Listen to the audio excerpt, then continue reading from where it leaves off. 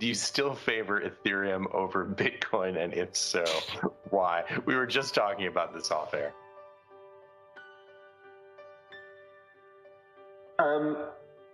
The cash generated in the Ethereum ecosystem is like 100x the rest of the entire space combined.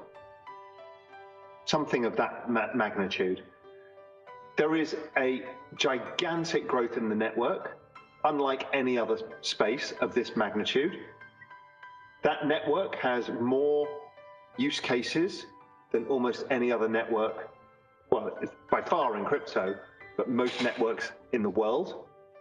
It has a restricted supply because of the burning of ETH from the gas fees. Everybody is staking their tokens for ETH 2.0, so you've taken loads off the exchange. Then there are hundreds of billions locked up in, or about 100 billion locked up in DeFi, NFTs, and all of that. That actually leaves a free float of Ethereum of about 11%. 11% is all the available Ethereum that you could buy if you went into the marketplace.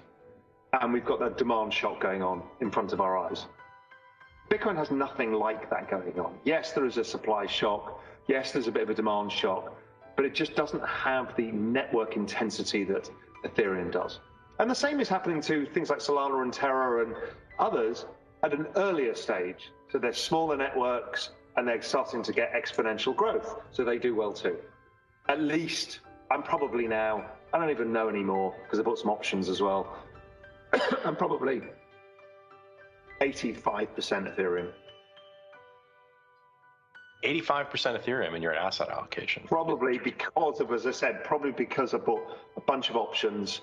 I'm was about 5% Bitcoin, and then a bunch of alts. But I don't know yet. I think it's because I added the options, it's kind of skews the numbers.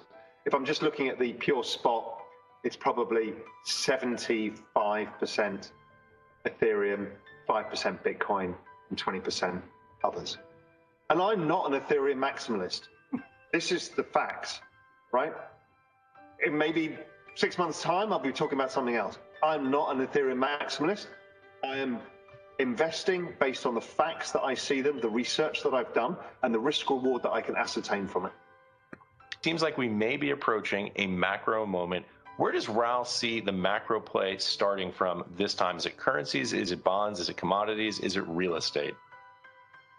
I've been shouting and screaming that the biggest macro trade in all history is underway.